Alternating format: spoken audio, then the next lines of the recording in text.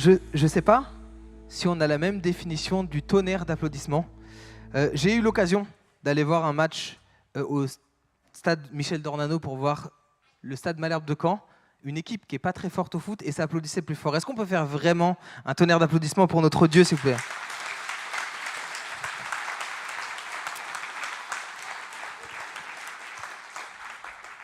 C'est déjà mieux. Bonsoir à toutes et à tous, bonsoir à celles et ceux que je n'ai pas vus. Je suis heureux d'être là avec vous, heureux de pouvoir partager le message de la parole de Dieu. Bonsoir à celles et ceux qui nous suivent en ligne aussi. C'est un privilège pour moi d'être là. Je suis heureux. Merci encore Jonathan, merci Viviane pour la confiance. Je ne prends pas ça pour acquis, je suis reconnaissant vraiment. J'aimerais vous parler vite fait avant d'aller dans le message d'un moment dans ma vie.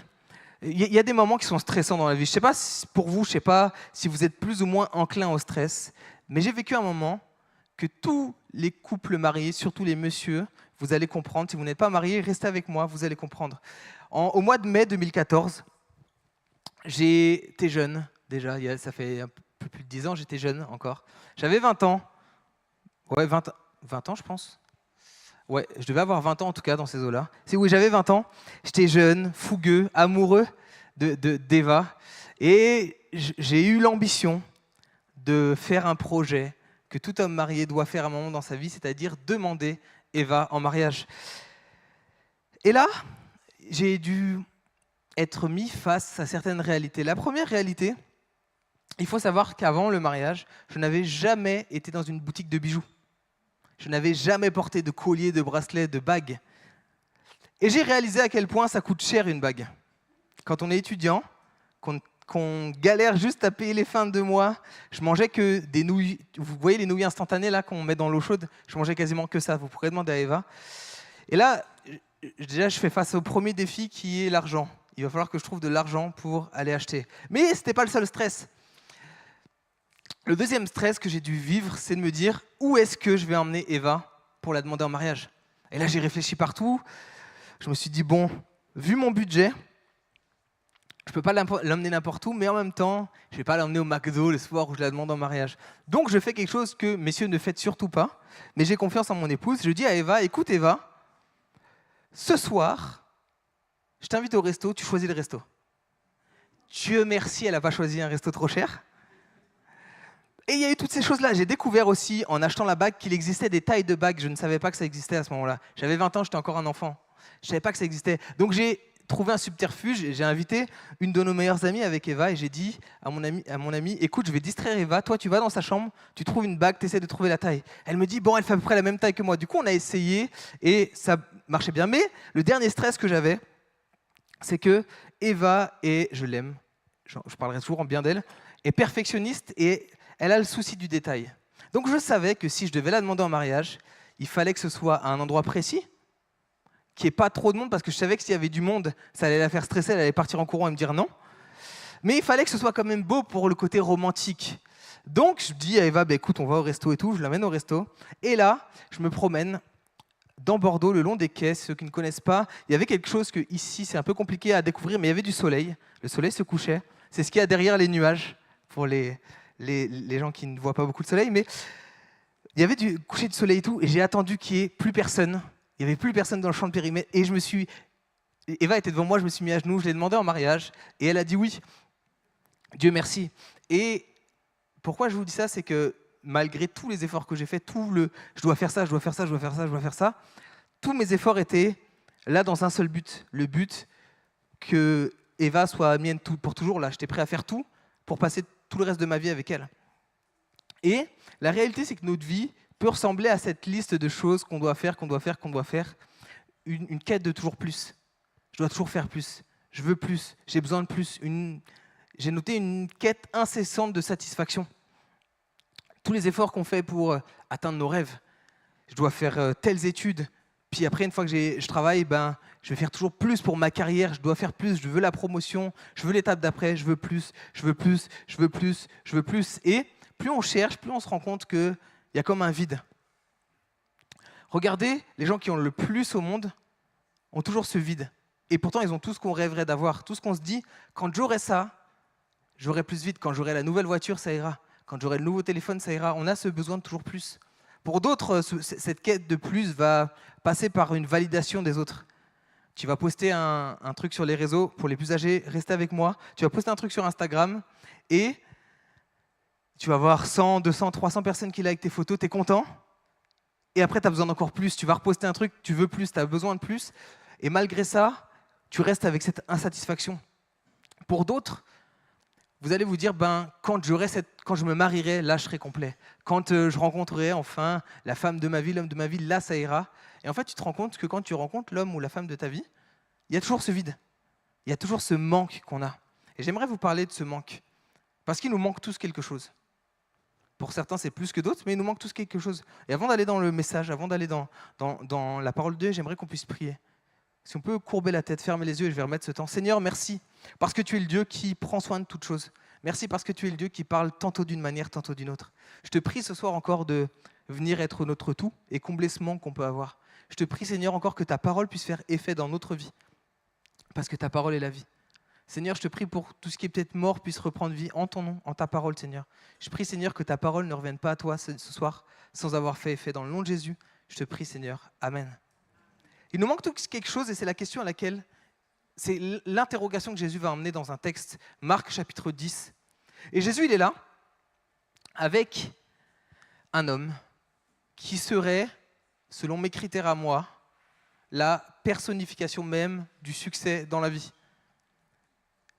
Avant d'aller plus loin, pour vous, c'est quoi une personne qui a réussi sa vie?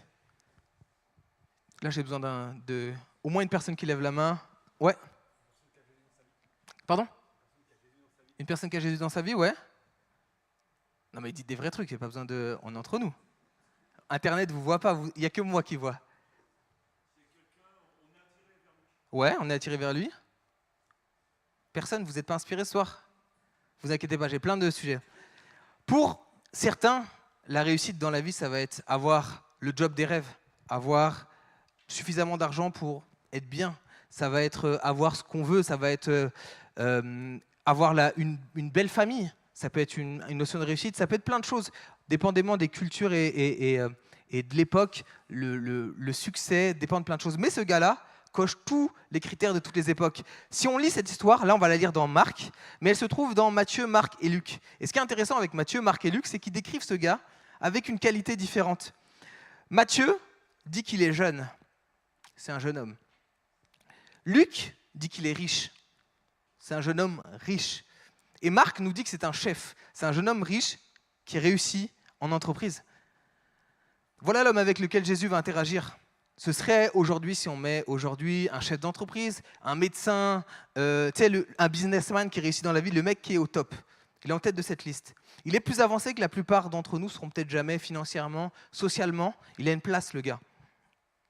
Et Jésus vient à lui en lui posant, il vient à Jésus en lui posant une question: qu'est-ce qui me manque? J'ai cherché partout dans le monde, mais il me manque quelque chose. Et c'est ce que nous dit Marc au chapitre 10. Le terme jeune homme, pour mettre vite fait le cadre, le terme jeune homme dans ce texte-là nous parle d'un homme âgé entre 20 et 30 ans. Et le fait qu'il ait un statut social et des richesses nous montre qu'il avait une certaine maturité dans la vie pour gérer des affaires. C'était pas juste, il a les affaires, il a hérité des affaires. Il est au top de ça, il gère ça. Donc c'est quelqu'un qui a réussi dans la vie. Marc 10 au verset 17. Comme Jésus se mettait en chemin, un homme accourut se jetant à genoux devant lui dit: « Bon maître !» lui demanda-t-il, « Que dois-je faire pour hériter la vie éternelle ?» Jésus lui dit: « Pourquoi m'appelles-tu bon? Il n'y a de bon que Dieu seul. Tu connais les commandements, tu ne commettras point d'adultère, tu ne tueras pas, tu ne déroberas point, tu ne diras point de faux témoignages, tu ne feras tort à personne, honore ton père et ta mère. » Il lui répondit: « Maître, j'ai observé toutes ces choses dès ma jeunesse. » Jésus l'ayant regardé l'aima et lui dit: « Il te manque une chose. Va, vends tout ce que tu as, donne-le aux pauvres, et tu auras un trésor dans le ciel, puis viens et suis-moi. » Mais affligé de cette parole, cet homme s'en alla tout triste, car il avait de grands biens. Alors, premièrement, j'aimerais vous poser cette question, nous poser cette question, qui est mon premier point. Qu'est-ce qu'il me manque? Ce jeune homme, c'est un homme riche, c'est un homme qui a une bonne morale, on le voit avec ce qu'il pratique. C'est un homme discipliné. C'est l'exemple parfait de tous les standards humains. Vous savez les résolutions qu'on fait en début d'année? Lui, il les a déjà toutes. Le mec qui vit ça. Il a respecté tous les commandements. c'est le 10 sur 10 ultime. Mesdames, c'est le gendre idéal. Mesdames, c'est l'homme que vous voulez présenter à vos parents. C'est l'homme où vous savez, quand il arrive dans votre vie, vous allez le présenter à vos parents, ça va être tranquille, il n'y aura pas de souci. Tout va bien se passer. Avant même qu'il franchisse le pas, vos parents vont l'aimer. C'est ça, c'est cet homme-là. La personne qui coche tous les critères du monde.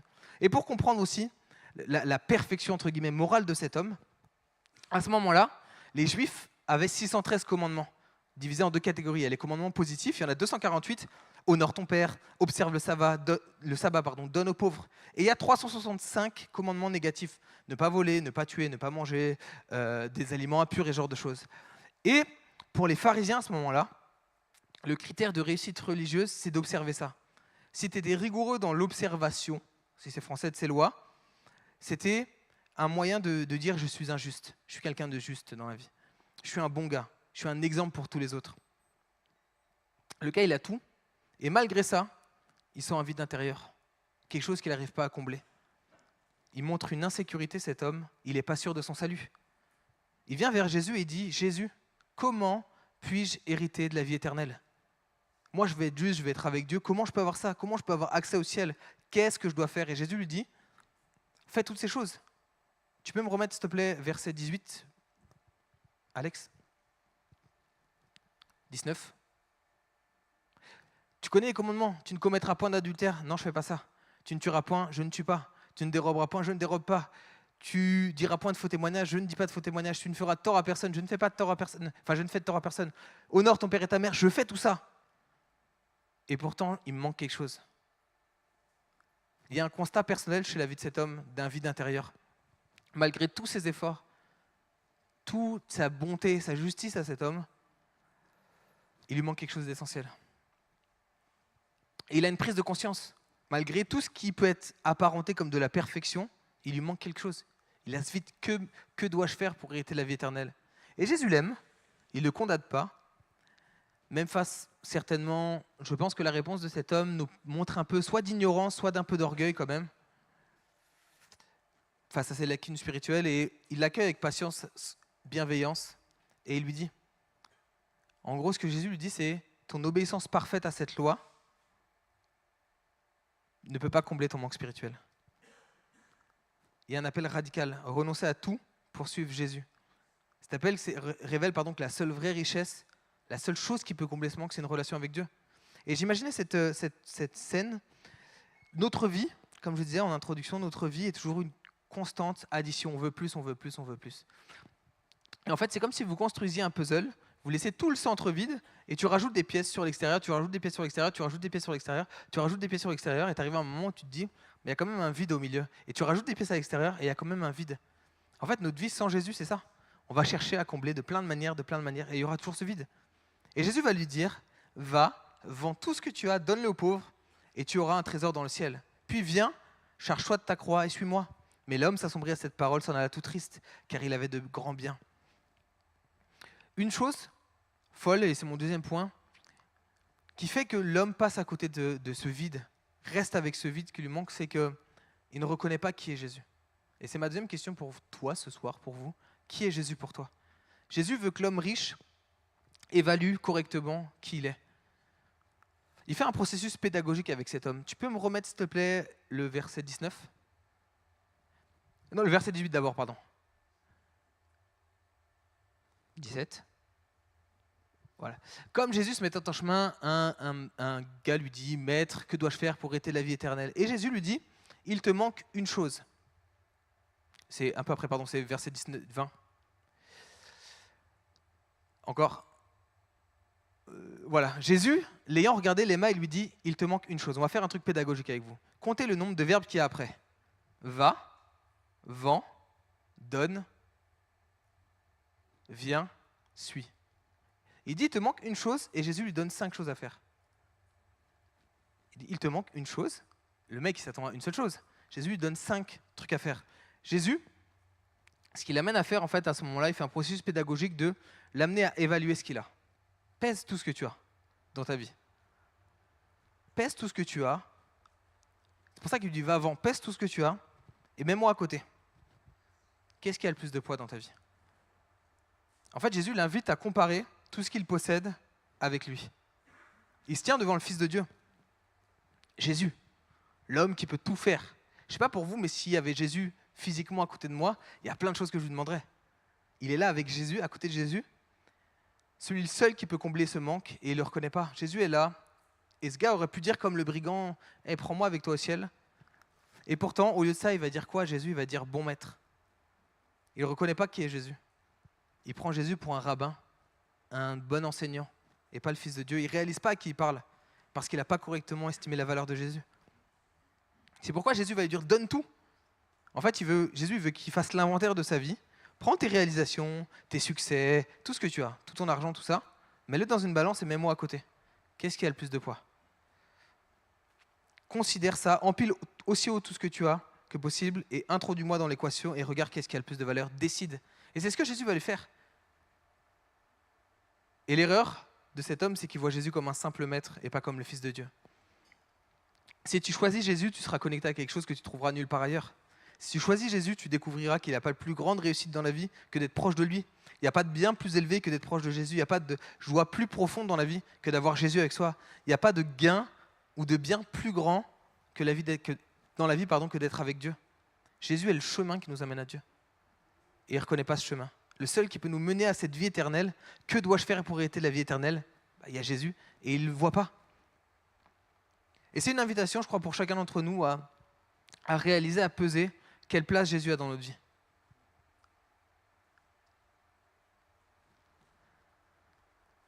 Le gars, son visage s'assombrit, son regard se baisse, ses yeux s'éteignent, son âme s'affaisse. Et il s'en va tout triste. Il choisissait bien plutôt que de choisir celui qui pourrait lui donner tout.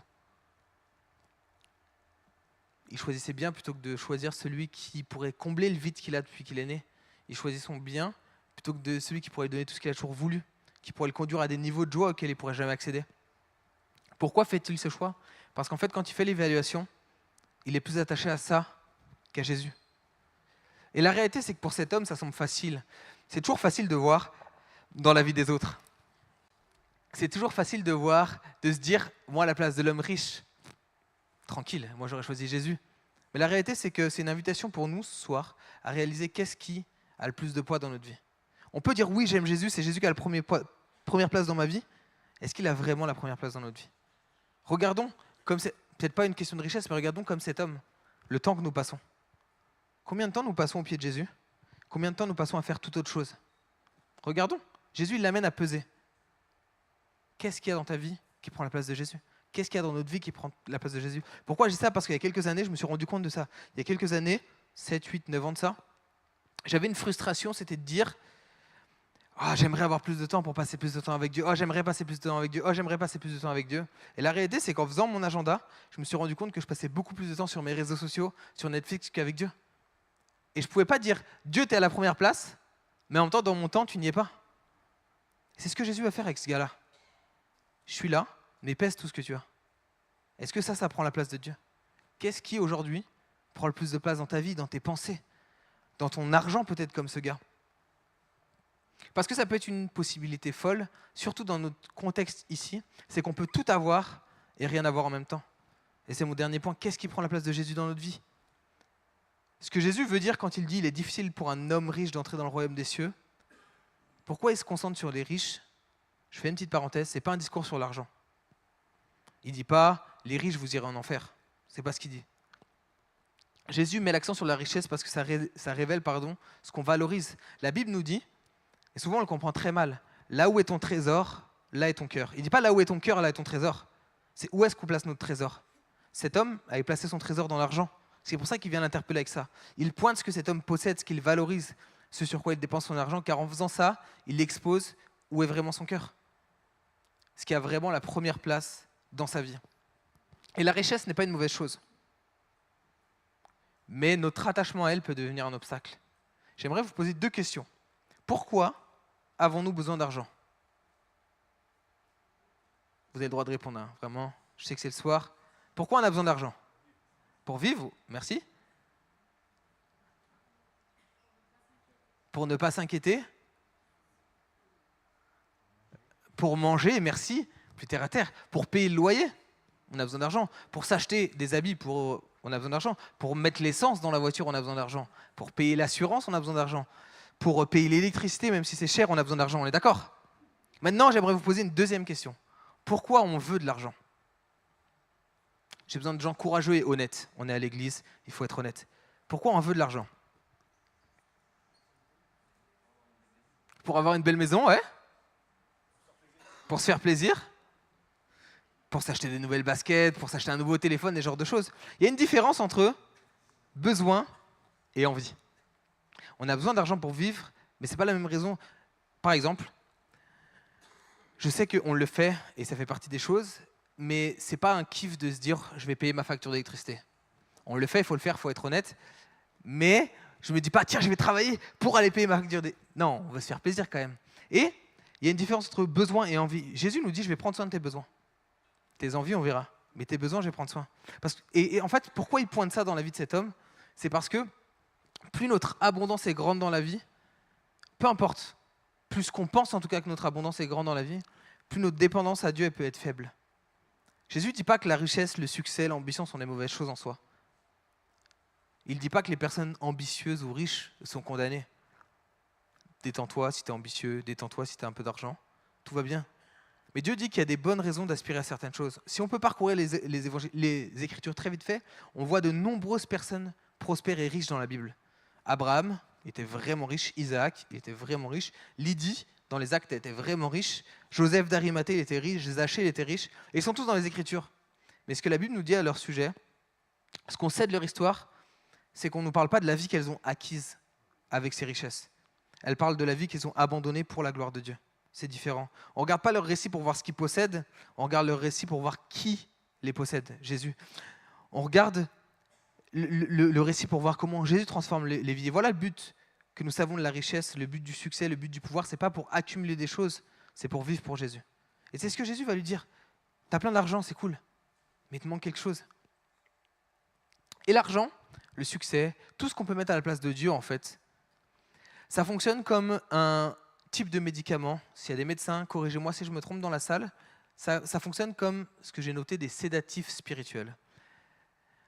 La Bible elle nous dit, Matthieu 6, 24, « Nul ne peut servir de maître, car ou il haïra l'un, ou et aimera l'autre, ou il s'attachera à l'un et méprisera l'autre. Vous ne pouvez pas servir Dieu et Mammon, parce que l'argent nous convainc qu'on n'a pas besoin de Dieu.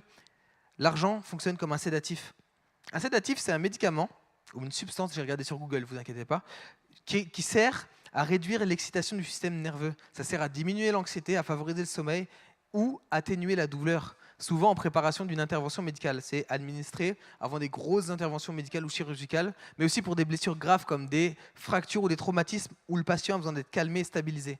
Le sédatif n'agit pas directement sur la guérison de la blessure, mais aide à gérer la douleur et à apaiser l'individu. Les sédatifs sont utilisés pour engourdir ce qui est brisé, mais pas pour le réparer. Et la réalité, c'est que l'argent, le succès, tout ce qu'on met à la place de Dieu, fonctionne comme ça. L'ennemi utilise ça pour nous faire croire qu'en ayant ça, on sera comblé. Et ça fonctionne comme un petit sédatif. Pendant quelques temps, ça va. Et après, tu te rends compte qu'il y a un vide. Tout ça pour nous faire croire qu'on n'a pas besoin de Dieu. Jésus va dire à ce gars, pèse, regarde ton cœur où il est dans l'argent. Et cherche-moi. On ne peut pas acheter notre chemin vers le ciel, c'est ce que Jésus va lui expliquer. Et il va lui dire, écoute, tu ne peux pas acheter ton chemin vers le ciel, mais encore pire, ton argent peut t'éloigner du ciel à ce moment-là. Jésus l'appelle en fait à tout abandonner pour un trésor au ciel qui est incomparable. Il va utiliser une métaphore, c'est la métaphore du chameau et de l'aiguille. S'il y a des gens qui font de la couture, déjà c'est dur de mettre un fil dans une aiguille. Essayez de mettre un chameau dans une aiguille. C'est impossible. Pourquoi il utilise le chameau? Parce qu'à ce moment-là, c'est l'animal le plus gros et le plus lourd de là où ils sont. Et l'aiguille, c'est le plus petit trou de là où ils sont. Il vient expliquer que, les gars, il n'y a aucun monde où ça passe. Par toi-même, tu ne peux pas l'acheter, tu ne peux pas y aller de toi-même. Ce n'est pas la richesse le problème, mais c'est notre attachement à ça, à ce qui prend la place de Dieu. Et ce que Jésus invite cet homme à faire, c'est un appel radical et c'est ce qu'il nous invite à faire. Enlever tout ce qui nous distrait de lui, tout ce qui nous éloigne de lui. Tout chemin qui passe pas par lui, enlève-le. Jésus lui dit, renonce à tout ce qui rivalise avec moi. Et ça, c'est un choix qu'on va devoir faire tous les jours de notre vie. Mais Jésus lui promet qu'alors qu'il abandonne ça, il aura bien plus avec Jésus pour l'éternité. Dire oui à Jésus implique des sacrifices, mais ça ouvre la porte au pardon, à la paix, à la joie profonde et à une vie éternelle. Paul, il va l'écrire comme ça aux Philippiens, je considère toute chose comme une perte. On l'a chanté tout à l'heure. Maintenant, c'est une question que j'aimerais vous poser. C'est une question que j'aimerais nous poser. Qu'est-ce qui prend la place de Dieu dans notre vie? Qu'est-ce qui rivalise avec Dieu?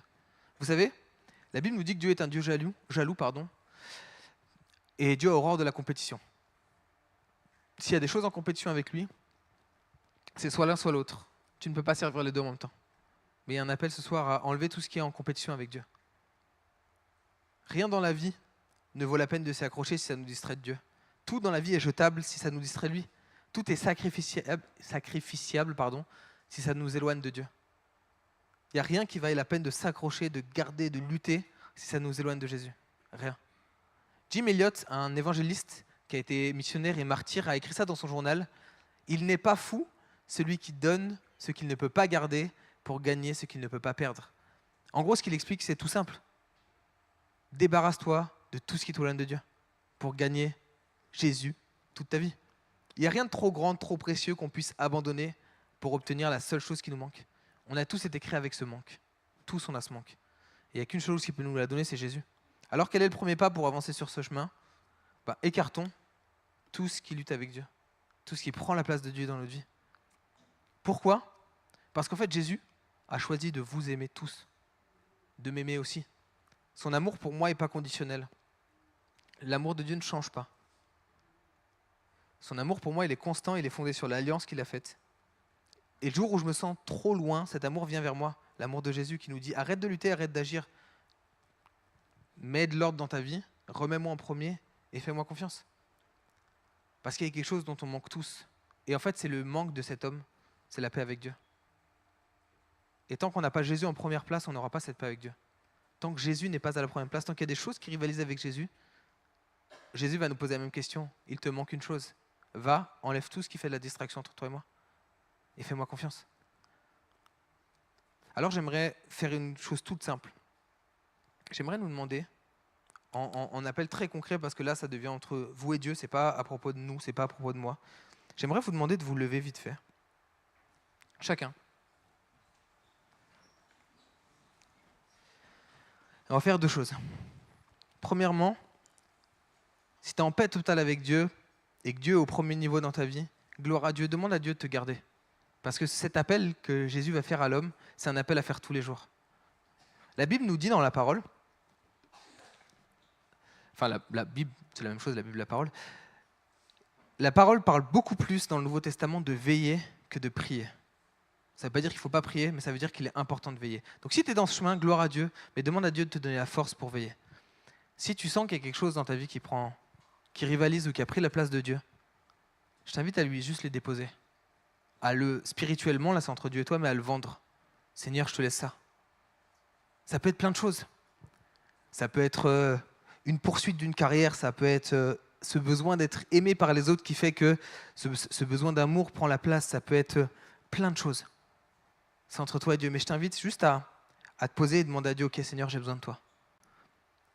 Et l'appel de Dieu, il est très simple, va avant toutes ces choses et suis-moi. L'appel de Jésus, c'est un appel à le suivre, à être avec lui, à être proche de lui. C'est un appel à marcher quotidiennement avec lui. Et pour marcher avec lui, il faut qu'il soit à la première place. S'il y a quelque chose dans ta vie, je t'invite juste à le déposer à Dieu. Et demander à Dieu, Seigneur, j'ai besoin de toi. Alors que je vais prier, tu peux le faire dans ton cœur, tu peux le faire à voix haute, c'est entre toi et Jésus. Mais je t'invite, s'il y a quelque chose qui prend la place de Dieu dans ta vie en ce moment, à le déposer. S'il y a une anxiété, une angoisse, peu importe, quelque chose qui prend la place de Dieu, à le déposer. Et à faire de Jésus le numéro 1. Seigneur, je te prie pour chacun d'entre nous. Je ne sais pas ce avec quoi chacun vit, mais je te prie, Seigneur, d'abord pour toutes les personnes qui t'ont mis en premier dans leur vie. Je te prie, Seigneur, de les aider à veiller, à maintenir cette relation coûte que coûte, à la protéger. Je te prie, Seigneur, qu'il n'y ait rien qui prenne ta place. Je te prie aussi pour les personnes qui ont des défis. Je ne sais pas ce que c'est leur défi. Chacun, on a tous nos luttes, nos défis. Peut-être ça peut être un besoin d'une carrière. Peut-être ça peut être toute chose qui nous éloigne de toi. Je te prie, Seigneur, qu'il n'y ait rien dans notre vie qui nous éloigne de toi. Je te prie, Seigneur, qu'il n'y ait rien qui soit en compétition avec toi. Seigneur, aide-nous à vendre tout ce qui se met en opposition entre toi et moi. Aide-nous à revoir notre agenda pour te mettre en premier. Aide-nous à revoir nos pensées pour te mettre en premier. Aide-nous à revoir nos finances pour te mettre en premier. Je te prie, Seigneur, que notre trésor soit toi. Je te prie, Seigneur, que notre plus grand bien, ce qu'on va protéger, ce qu'on va courir, ce qu'on va poursuivre, c'est toi, plus que tout le reste. Je te prie, Seigneur, que cette marche de disciple soit ce qu'on priorise. Je te prie que cette marche avec toi, cet appel à te suivre, soit la priorité dans nos vies. Seigneur, je te prie qu'en tant qu'Église, tu sois à la première place tout le temps. Pas, je te prie qu'il n'y ait rien qui soit en compétition avec toi. Je te prie en tant qu'individu dans nos vies qu'on fasse de toi nos priorités. Père, je te prie qu'on ne fasse pas comme cet homme qui part triste en se disant « je vais garder mes richesses », mais je te prie, Seigneur, qu'on puisse abandonner nos richesses et venir à toi. Seigneur, merci parce que tu es l'alpha, l'oméga. Merci parce que tu es le Dieu tout-puissant.